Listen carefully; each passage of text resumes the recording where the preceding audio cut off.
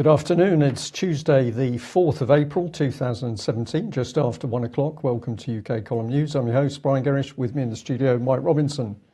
Well, it's a lovely day here in Plymouth, and we've got a few reports of sunshine across the country. So the weather's looking up, even if politically not so good. Yes. However, we're going to start with good news, and we're going to say a big thank you to all of our viewers and listeners. Because it's quite clear that your help is now starting to push the viewing figures for Chief Constable of Wiltshire, Mike Veal's open letter talking about his investigation into Edward Heath, former Prime Minister. So we regard this as being one of the most important inquiries going on. And we know that this very brave Chief Constable had to make this public statement because of the intense pressure that he was being subjected to. And still is. To drop the inquiry. So people who have said it's outrageous that police forces don't properly investigate, that we see investigation after investigation closed down when lesser men than Mr. Mike Veal bail out. If we want the police to do their job, it's up to us to show the police that the public is fully behind them when they do. So if you still haven't seen the video, please watch it. And of course, once you've watched it, spread it far and wide. Thank you. Right. Well, war is a good subject to start on, Mike. And something interesting going on in the press. I've chosen the Express here. Trump will back UK on Gibraltar as Spanish defence chief holds ISIS Pentagon talks. So this is an amazing article. It's mixing up the recent threats against Gibraltar, that we are going to go to war against Gibraltar, with the fact that the Spanish have been holding their own talks with the Pentagon and Trump's being quite friendly to them. First thing I'll point out is this mix of fake news, merging with war video games. So this is as it popped up on my screen. And before you comment, Mike, I'm going to say I don't watch video games. I don't play with video games. So this is presumably some form of targeting advert. But when you open the Express page, you're dealing with a very serious subject, and in the middle of it is a video game. But this was in the article itself. And what is going on here? Well, I think it's hype. This is to distract the public from other matters going on. And here we've got the Mail. PM would go to war over the rock. Now, you commented on this yesterday, of course, Mike. But these Tories just love it. They are desperate to get the next war going, even if it's now attacking one of our European partners. I mean, this is just so unlikely and incredible that what are they on is the question. Well, I think they're on something extremely dangerous, but in a brief conversation with David Ellis this morning, he's of the same opinion that this is a smokescreen for other things that the government is carrying out. So don't watch the hype over Gibraltar. I'll have to bring this in from the Mail because it was so unbelievably childish. Who's got the biggest armada? This is the best the Daily Mail can do. And then it put down a comparison. What I find so ironic is that if we look on the Royal Navy side, of course, it's quoting Type 45 destroyers, which don't work in warm water. That's not a problem, though. But but it must be because there's warm water around Spain, is there not? There is a little bit of warm water around the Gulf, around the Rock of Gibraltar. And of course, they ran into problems in the Gulf. So we've got Type 45 destroyers that can't work in warm water. We know that we're shortly will have no surface-to-surface missiles, but according to the Daily Mail, that's not a problem. Aircraft carriers, well, we're not even speaking about them at the moment because even if they exist, they don't have any aircraft. While surprisingly, the Spanish are still operating Sea Harriers that we've got rid of for, I was going to say a piece of junk, that's probably a little bit rude, but a defective aircraft called the F-35B. I think it's a bit overly polite. Overly polite. Yeah. Well, there you are. What's going on in the press? Smokescreen at the moment. Get people fired up over Gibraltar. Keep their attention off the really dangerous stuff happening elsewhere. As we mentioned yesterday, Theresa May was in Jordan, and while she was there, she set out the details of a £1 billion jobs and education package to support the most vulnerable victims of the Syria conflict. She says this is overseas development funding. It's an allocation of £840 million of pledges that have already been made. So it's not really £1 billion, but nonetheless, 840 million already made, and 160 million of new money. And this is apparently going to provide vital support to refugees and the countries hosting them across the Middle East. And this includes Jordan, where she was, over 650,000 registered Syrian refugees there. She is pointing out that this announcement has been made just ahead of a UK co-hosted Syria conference, which is taking place in Brussels later this week. We'll have more details on that tomorrow, perhaps. And it builds on what she's describing as the UK's leadership at the London Syria conference last year. So we're providing all this leadership. It's fantastic. What is the support going to include? Humanitarian aid, including food, vaccinations, of course, shelter and basic health care for millions of vulnerable people inside Syria and across the region, education for tens of thousands of children in Jordan and Lebanon over the next 3 years. I wonder what kind of education they're going to get, Brian. I think they're going to get first-class British education, which will mean they will know nothing, but will be suitable for working somewhere at a very low wage. Well, that may be the case. Another possible explanation is they're going to be filled with the Department for International Development's NGO-driven change agenda, and that these children are going to be brought up in the change agenda and then sent back into Syria, where they will have to foment change. To foment change, exactly. And that will fit, of course, exactly with the BBC Media Action Programme. So let's look at what Theresa May had to say. This ambitious approach agreed in London last year is delivering real results and giving refugees what they want, opportunities and education close to home. I think that what refugees actually want is just to go home, and for Britain, America and the rest, and all their trained terrorists just to get out of the country. Out of their country, let people go back to their own homes, let them earn their own livings, let them live in a country where society is arranged by themselves without interference by the BBC. So another day and the same old rhetoric. This is Al Jazeera here. Chemical attack in Syria kills at least 58 people. This is the opposition saying government government jets or Russian jets pounded the town of Khan Sheikhoun and in rebel-held Idlib. And of course, who was reporting this? Well, the Syrian Observatory for Human Rights, a reliable source, not. It comes with the usual package of images of children being posed in good lighting and so on. And the report says that 58 people, including 11 children, were killed in an air raid that released toxic gas on the rebel-held Syrian town. Now, what can we say about that? Well, let's just remind ourselves about the reputation that mainstream media has when it comes to chemical and other attacks on the Syrian people, allegedly by the Syrian government, and bring up fabrication of BBC Panorama Saving Syria's Children, Robert Stewart's fantastic blog. Go and have a look at it. He has a new posting here where he's asking, who are these men? And he's posted some images from video footage which was linked to the BBC's Saving Syria's Children documentary. And there are some new individuals to be identified with walkie-talkies, at least one with an audio headset on. Robert's asking, who are these men? What are they doing there? And one response that he got when he was tweeting this out earlier, somebody has pointed out that the person in the image on screen at the moment is wearing clothing from Pakistan or Afghanistan. It's the type of clothing which is never seen in Syria. So, you know, who is this guy? I wonder what the BBC can tell us. I don't think they can tell us anything.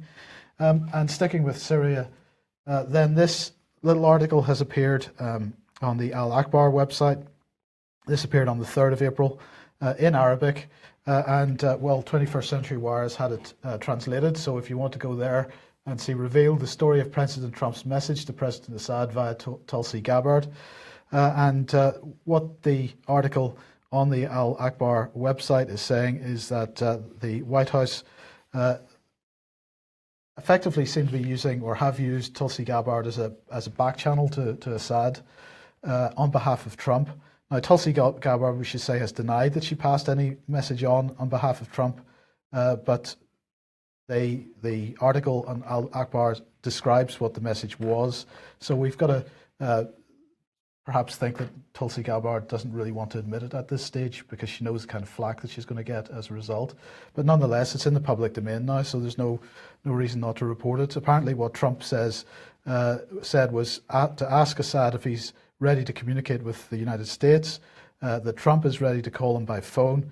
However, it should be known from now on that cooperation must be under the Fighting Daesh title, and Trump is saying that the demand to remove Assad from office is not in his interests. So it's clearly somewhat of a shift in US policy, and this looks like a pretty positive development if it's true. If it's true. Yes. And moving to Iraq then, because that's another country that's doing very well at the moment. Well, we've liberated it, Mike. That's the important thing to remember when we see pictures of the fighting in Iraq. We've been in there and installed democracy. I think that's a fundamental point. Absolutely. Well, this memorandum of understanding was actually signed about a month ago, but it's only just been announced. The ambassador to Iraq and the acting Minister of Finance signed a memorandum of understanding, and under this new agreement, UK Export Finance will work closely with the Iraqi authorities to identify suitable infrastructure development projects to utilise UK Export Finance financial support for UK companies. So let me understand this. We went into a country, we bombed the hell out of it, we destroyed its basic infrastructure. We're continuing to do that because we then imposed our own tame terrorists on the place, which we're continually trying to, at the moment, trying to clear out of Mosul. So we destroyed their infrastructure, and now we're signing memoranda of understanding with our tame government, which we put in place in the country, in order to take finance from the UK to fund infrastructure projects which are going to be run by UK companies. That's a good deal if you can get it. It is a very good deal if you can get it, but of course it won't even benefit UK because those profits are not going to help the UK public, and I'm sure most of the UK public wouldn't want to be benefiting from profits of this sort of work anyway. Absolutely. But who is putting these contracts into place? Well, of course, I think we're then starting to focus on what the City of London, what the UK PLC really is. It's despicable stuff. Absolutely. Now, this was tweeted out this morning by Kenneth Roth. Why is Sisi smiling? Trump ignores his horrendous rights record and ensures no chance for journalists to ask about it. So this is Egyptian President El-Sisi visiting Donald Trump. He became the first Arab head of state to visit Trump in the White House yesterday. And Trump praised El-Sisi. He said, somebody that has been very close to me from the first time I met him, out of deep appreciation and admiration for his unique personality, especially as he's standing very strong in the counter-terrorism field. Well, one of the responses to this particular tweet was, why don't you question the horrendous rights record of the Muslim Brotherhood, whose supporters target and butcher Christians in Egypt? Well, that's a good point, and in fact Trump addressed that because he said that he was very interested in hearing President Sisi's views on the Muslim Brotherhood, and Sisi, of course, is there in the first place to try to get Trump to designate the Muslim Brotherhood as a terrorist organization. So we'll see what happens. But, you know, if we're talking about human rights, let's just remember once again that Theresa is in Saudi Arabia today. Now, I'm going to say this is a bit of fake news, Brian, because that image is actually from her visit to Jordan yesterday, because they didn't have any images published yet of her visit to Saudi today, so I threw that one in. But nonetheless, she is in Saudi Arabia today, and we know that Saudi Arabia is the last bastion of human rights, Brian. I hope everybody appreciates the sarcasm in that statement. If you want to install democracy somewhere, I think it should be the Saudi Arabian version, because that would be game, set and match, wouldn't it? Absolutely. Okay, so the Prime Minister visiting Saudi today and tomorrow, she is going to make it clear that they are a close and important ally, and we will continue to work closely in a range of areas.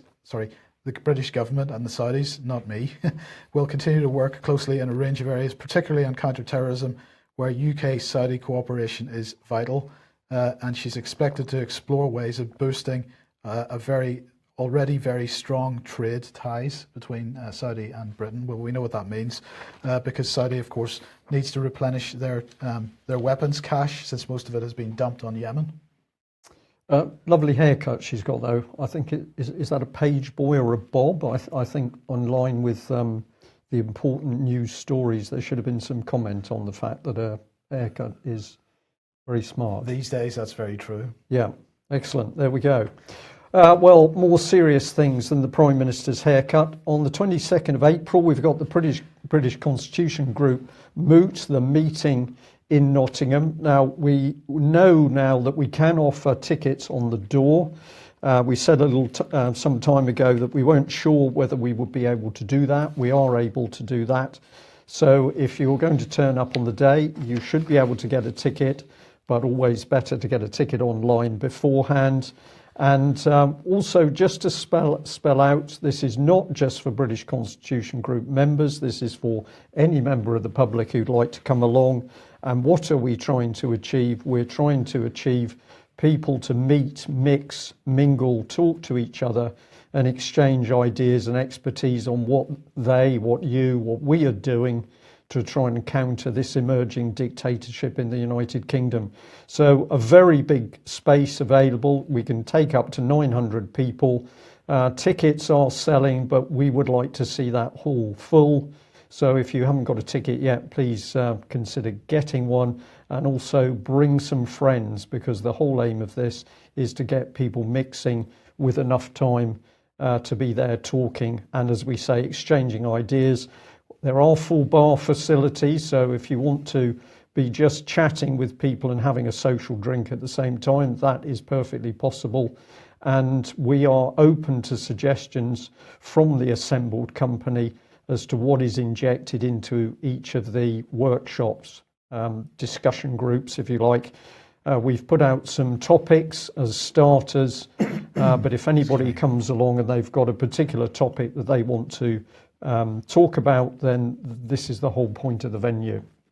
And I'm just going to pop this one up again. There are three types of people: those who are awake to what's going on and they're doing something about it, those who are awake and watching, and those that are still asleep. Now, we would like to see the awake and watchers and doers turning up to that British Constitution Group event. Right. The Duran here. Russia launches super advanced nuclear submarine. This is the Kazan, second of the Yasen series of nuclear submarines, just been launched in the Sevmash shipyard, northern port city. Well, I'm not even going to try to pronounce that. And Russia has released a video of the launch. Get onto the Duran if you want to have a look at that. Now, the Kazan is a multi-purpose submarine, they say, able to launch both advanced torpedoes and cruise missiles of the Caliber and supersonic Onyx families. It's significantly more advanced and powerful submarine than the first Yasen class submarine. And they're saying that although 5 countries, the US, Russia, China, Britain and France, build nuclear-powered attack submarines, with India having plans to do so, the Yasen class is a whole order of magnitude more advanced than the attack submarines built by any other country, apart from the US. And in fact, but they say that the only US submarine which could be considered to be as sophisticated as this is the Seawolf class, built in the 1990s. What's going on that technology is going backwards? Well, I think the first point here, Mike, is that what the Russians are doing is what you would expect any reasonable military to be doing, which is upgrading and replacing equipment. But we've now got this slight hype edge to it. So the Russians are bringing in new equipment. That's a perfectly normal procedure. But in the current climate, this is all hyped up a bit. But the Russians, of course, have traditionally built some really excellent submarines. Going back into Cold War days, a lot of the classes then caused big problems for anti-submarine defence for NATO. And I'm quite sure that the Russians are really pushed on with upgrades to those submarines. Contrast it with the situation of the Royal Navy at the moment. We know there's been huge problems in maintenance and crewing, but especially middle rank trained engineers. So we've seen huge problems with the British submarine fleet as a result of a government policy of neglect. And then the fingers pointed at the Russians to say, well, those naughty Russians are producing some really excellent submarines. We're going to be talking a bit more about defence in a minute and what's happening with UK. So I think, Mike, the Russians have got on with the job. They're building good equipment, and we're seeing it in the latest generations of their fighter aircraft, superb aircraft, at a fraction of the cost that it's costing the Americans, or well, I can't say the British because we're not producing those aircraft anymore, but Western powers. Yeah. Okay, well, what have we got here? This is the state of the Royal Navy. We're getting very excited because the new tanker has arrived in the UK. And this is RFA Tidespring. On the 1st of April, it came into Falmouth in Cornwall, where it's going to get some final fitting out. And the MOD's big boast is that this is going to create 300 jobs. So this is really good news, Mike. Yes. I mean, it is for anybody who gets one of those 300 jobs, but of course, on the scale of it, this is absolutely nothing, but the MOD thinks that this is something to be boasting about. So we did a little bit of research into this this morning, and what an amazing story, because of course, where were these ships? Where was this ship, and where will the other ships be built? So they were built in South Korea. Tidespring, formerly named at Daewoo Shipbuilding and Marine Engineering's Okpo-dong Yard on the 7th of October 2015, according to the Ministry of Defence. So brilliant stuff, Mike, because it's not even a question that the steel comes from overseas. We now get the whole ship built in a foreign shipyard so that we can make sure there's no jobs in UK, there's no skills benefits, there's no training, there's no apprenticeships, there's absolutely nothing for UK. You simply pump a lot of money into South Korea. Yeah. It's good. Well, we should praise this lady because, of course, Harriet Baldwin is the Parliamentary Under-Secretary for Defence Procurement. And she says, backed by a rising defence budget, the delivery of the Tide-class tankers is a crucial element of the government's £178 billion plan to ensure our armed forces have the equipment they need. Now, we should remember, of course, that one of the primary functions of these tankers is to service the needs of our aircraft carriers, but just unfortunate those aircraft carriers aren't operational yet. And they don't have any aircraft. And they don't have any aircraft. But we shouldn't worry about that because, of course, according to Theresa May's Conservative government, Britain is regaining its place as a world maritime superpower. Well, let's have a look at the naming ceremony. And here we are. This is from gov.uk website. And what a happy scene in South Korea as well. Some very interesting people named the ship.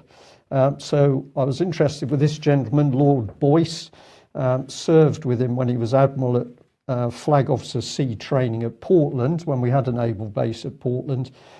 He's retired, hence he's in his suit here, and his good lady wife has travelled with him to South Korea to name, well, I can't say a warship because it's Royal Fleet Auxiliary. However, we're really talking Royal Navy.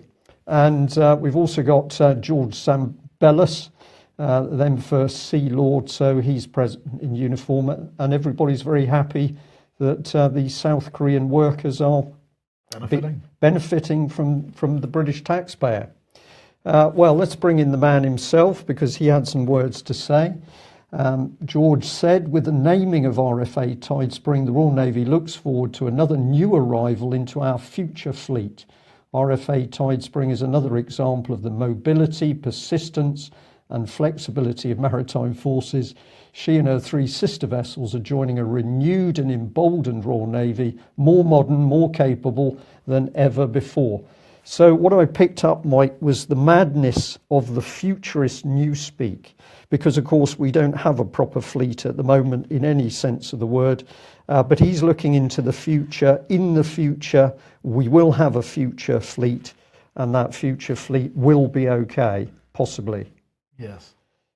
So how has this contract worked? Well, we got very interested in this, £479 million given to South Korea, but not to worry, we've got 300 jobs.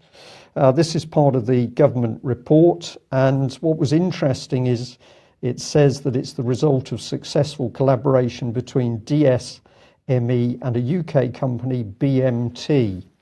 Well, here's BMT. Encourage people to go and look at this company. Look at the people, a very strange mix of professionals, a lot of money interests. Where did they pop up from, and how did they suddenly manage to get vast contracts working alongside South Korea? Here's DSME, this is their website. Go and have a look at this and see the power of this South Korean firm. But oh dear, as we dug deeper, we found that in 2016 there'd been a huge investigation into a mere £1.28 billion worth of, 1.28 billion US dollars worth of fraud at DSME. Was any of that British taxpayer money? Well, we have emailed Harriet Baldwin this morning to ask her that very question, but when we spoke to the Ministry of Defence media team, they got very, very hostile very quickly. So we're intrigued to know how much of the £479 million worth of British taxpayers' money has disappeared fraudulently as a result of this disastrous contract. But of course the government wanted to do it because it could help to destroy British jobs. But not to worry, 300 jobs, and MOD did not want to comment. In fact, they were pretty aggressive. So I'll end by saying local Tory MP Gary Streeter, of course, did not want to talk to me when I asked him about the state of Britain's nuclear nuclear attack submarine fleet. Reports in the paper that most of the boats were out of action. Gary Streeter didn't want to respond. Instead, he preferred to get very personal. I went back to him, and here we were asking, we were pointing out that the reports were not even from the UK column. The reports were in the Telegraph and the Times, saying that there were major problems with the Royal Navy, but he just came back with, I have no intention of engaging with you. Now, did Gary Streeter, did he actually know about the fraud? Good question. We don't know. So we'll wait and see how long it takes to get a response from Harriet Baldwin. And of course, if we don't get a response from her, we'll be straight on to Gary Streeter to ask what he's going to do about it as our local Conservative Party representative. Of course, it wouldn't be the first example of fraud involving the Ministry of Defence if we were to say Al Yamama, for example, in British aerospace. And of course, when the Serious Fraud Office looks into cases like that, Tony Blair loses or shuts the case down, and then the Serious Fraud Office loses the case documents. Yeah. So this is democracy, of course. Democracy in action. Yeah, brilliant. Transparent. Okay, C40 Cities is running a forum today, the Financing Sustainable Cities Forum. It's supported by the Mayor of London, it's supported by the World Resources Institute, and it's supported by Citibank, the City Foundation. So that it's an action-oriented event, apparently, and one of the sessions that they were running this morning was all about climate change and climate finance. So, of course, C40 Cities pushing the city's agenda. If you want to know more about the background to the city's agenda, do have a look on the UK Column website, some of the articles there. But C40 Cities uses climate change as one of the main drivers for the city agenda, and also for sustainable development. Well, of course, people have been getting a bit upset recently that Donald Trump seems to be a little bit skeptical about the climate change story. Well, over the last few days, people have been getting pretty upset about Vladimir Putin as well, because he is now apparently saying that humans are not responsible for climate change. A whole range of articles and a whole range of different websites all tearing strips off him for the comments that he made. He denies that humans cause climate change, and so it goes on. Lots of them. Even more here. Putin defends climate deniers and looks forward to the Arctic melting, apparently. So what was this about? What did he actually say? This was one of the comments he made. Global warming may be more to do with global cycles here on Earth, or even planetary cycles. The question is how to adapt to it. He said, look, as I already said yesterday, I visited Franz Josef Land, and he was commenting on people visiting there in the past and comparing glaciers melting, and making the point that, in fact, glaciers were melting already at the turn of the 20th century before the industrial impact that is blamed on global warming, that global warming's blamed on it at the moment. He said, in other words, warming had already begun. There's no such man-made factors such as emissions at that time, but warming had already begun. The question is now how to prevent it. Is not how to prevent it. I agree with those who believe that the question is not how to prevent it, because that is impossible. This may have to do with some global cycles and so on. The question is how to adapt to it. Mr. Johannesson spoke about the distribution of fish, where they go, where they appear. Research is necessary. The question is how do mankind and people who live in these regions adapt to climate change. So the proposals and positions of those who disagree with their opponents, he said, are not so silly after all. So he has come out on the side of being slightly skeptical, and that's causing certain elements some discomfort, it seems. Yeah, he says that humans are not responsible, and I have to say he's absolutely correct on that, because of course it was the Daily Telegraph that blamed Siberian ground squirrels and beavers. So it was Putin's fault then? So it was, it was Russia. Yeah, climate change is actually Russia's fault. Yes. Okay. It's getting very difficult to do the news anymore. Yes. Let's move on to the BBC, because we know that the BBC is extremely balanced and in everything that it does. But Nick Robinson has apparently said that the BBC has no duty to broadly balance any discussion of Brexit, because the referendum is finished, it's over, it's done with, the decision's been made, and because there aren't two sides debating anymore, there's no need for balance. So this is great stuff. He said that those who accuse the corporation of bias find it hard to accept that on the BBC they'll often hear people they disagree with saying things they don't like. Of course, much of the criticism has been about the pessimistic tone of Brexit coverage. And I think this is the point here, because the BBC pretends to be balanced by having people on that they say represent two sides of an argument, and they ignore okay, we can be a little bit sarcastic and so on, but we would never be sarcastic to a guest. Whereas these guys on Radio 4 Today programme or on Newsnight can be absolutely horrendous to their guests. They don't give them the opportunity to speak. They speak over the top of them. They try to distort what they say. So that is the kind of bias I think that Nick Robinson needs to be paying attention to. Well, it's going to be interesting to see what happens, because, of course, the BBC has just had a new Royal Charter, and that has replaced the BBC Trust with a unitary board. And it now means that Ofcom is responsible for deciding whether and monitoring whether the BBC is being balanced in its reporting or not. Well, they can levy £250,000 fines for every case that they feel is inappropriate. I think we did a little bit of work on Ofcom, Mike, and if my memory serves me correctly, I think we were able to show that quite a few BBC people had drifted across to Ofcom. That is true. Spent a little bit of time and then drifted off somewhere else before drifting back again. So I'm sure the BBC Old Boy network would be capable of sorting out any little problems with Ofcom. Okay. If it was necessary. Well, BBC to censorship of the internet by Google. Yesterday, we were talking about the fact that Holly Greig Justice website has been taken down by Google.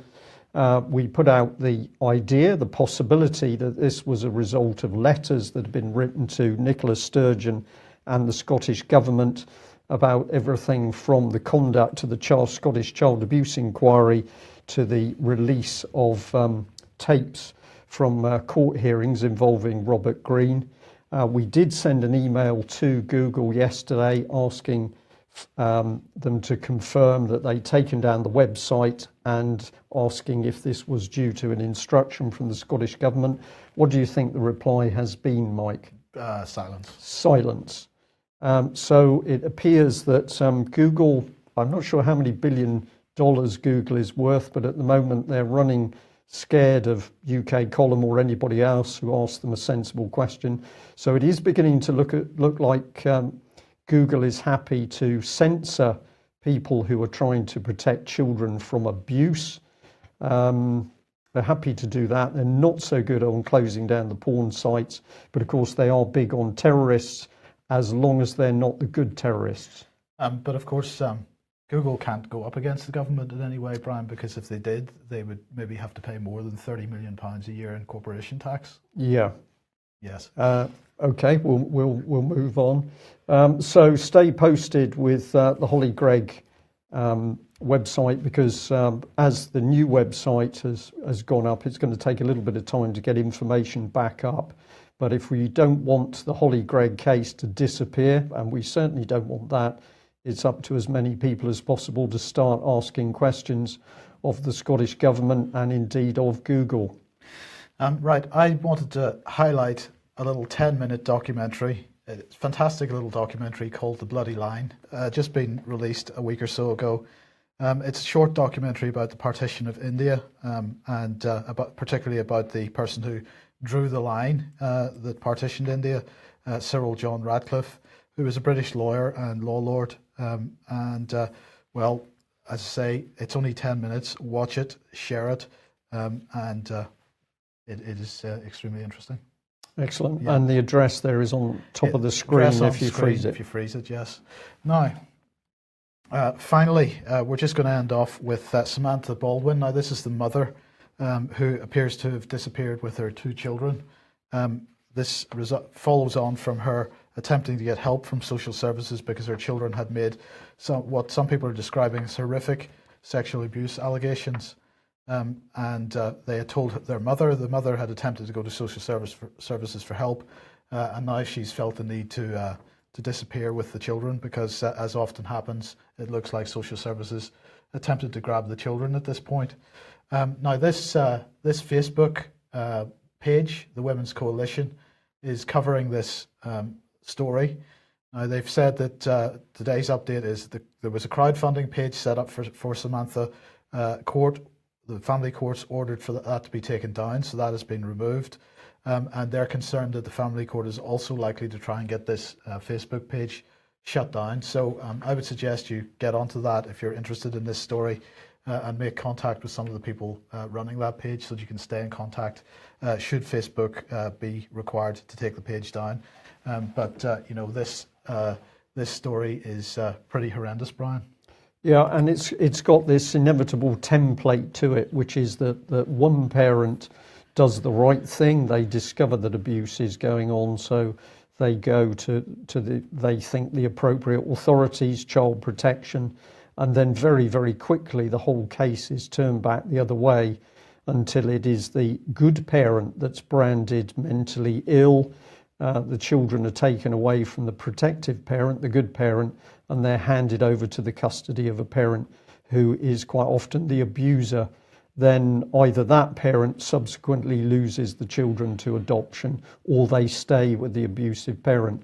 And I was talking to another lady who's overseas, exactly the same case, but of course British press simply not telling any form of balanced story over what's happening here. We simply get the line, which is reinforced by the courts, and of course they are secret courts, no members of the public, no reporting in the court. They're not even courts, they're simply places where children can, if necessary, be stolen. So I think this is very, very sinister, this case, and the fact that authorities are putting so much effort into hunting down the mother. There is a lot more to this case than the press is reporting. So if you can do your own research, that would be excellent. That's it. That's it. Thank you very much for joining us. Remember that British Constitution Group conference. We really would like as many people there as possible. We know you have travel costs, but at the end of the day, we're just covering costs on the hall itself. So tickets just £10. If you've thought about going but haven't made your mind up, then please come, because we need as many people as possible if we're going to turn this situation around. That's it. Thanks for joining us. We'll be back same time tomorrow. Bye-bye. Sorry.